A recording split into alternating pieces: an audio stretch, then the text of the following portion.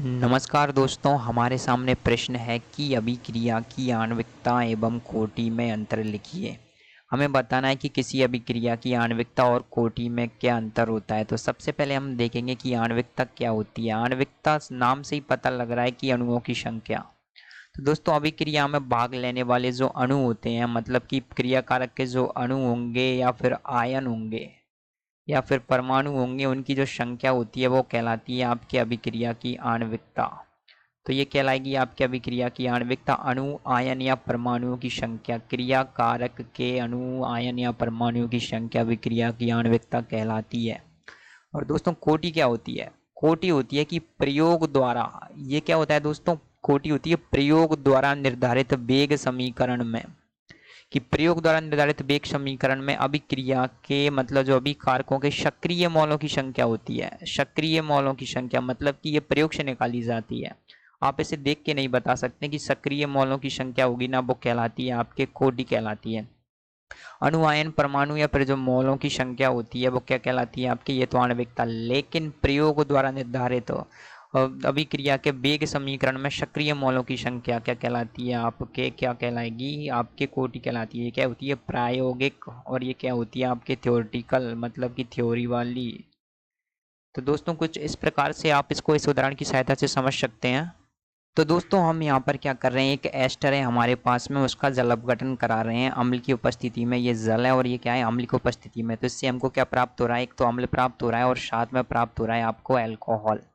यदि आप इसको गौर से देखेंगे तो आप पाएंगे कि इसकी जो आणविकता है, आणविकता कितनी होगी? आप देखेंगे इसमें कितने अभिक्रिया के जो मॉल हैं वो भाग ले रहे हैं, मतलब अणुओं के मॉल भाग ले रहे हैं। तो एक और एक दो, तो इसकी आणविकता हो जाएगी दोस्तों दो। वो कैसे आई? 1+1 करके। लेकिन यदि आप इसकी कोटि लिखेंगे तो कोटि लिखने के लिए क्या किया जाता है? सबसे पहले आप इसका क्या करेंगे? वेग समीकरण निकालेंगे।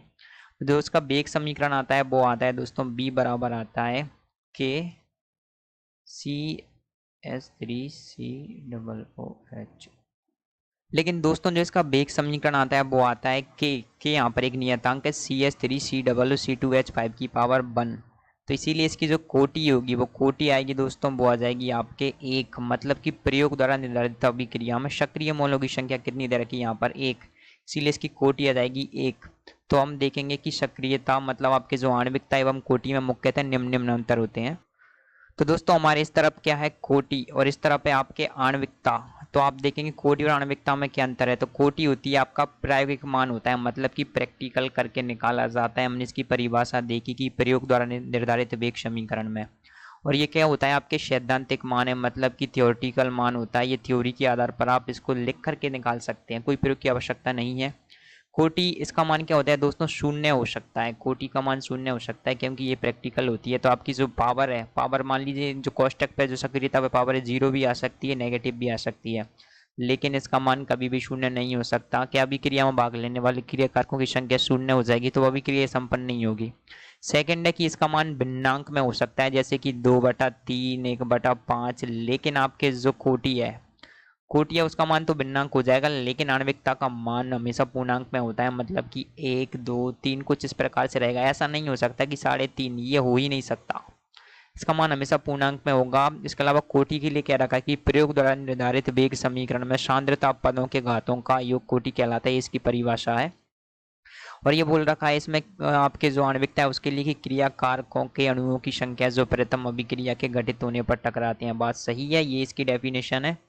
पांचवा पॉइंट है कि प्राथमिक व जटिल दोनों अभिक्रियाओं के लिए प्रायोगिक वेग समीकरण से ज्ञात की जाती है। मतलब कि अभिक्रिया कैसे भी हो, प्रायोगिक तरीके से ही आपके जो आणविकता है वो तो नहीं निकाली जाएगी, लेकिन कोटि निकाली जाएगी। और आपके आणविकता के लिए क्या रखा है कि जटिल जटिल अभिक्रियाओं के लिए इसका कोई अर्थ नहीं होता। जटिल अभिक्रियाओं में आप आणविकता का पता नहीं लगा पाते हैं कि कितने अणु आपस में टकरा रहे हैं। तो दोस्तों, ये 5 मुख्य अंतर थे कि अभिक्रिया की कोटि में क्या होती है और आपकी आणविकता क्या होती है। तो उम्मीद है दोस्तों आपको ये समझ आए होंगे। Thank you.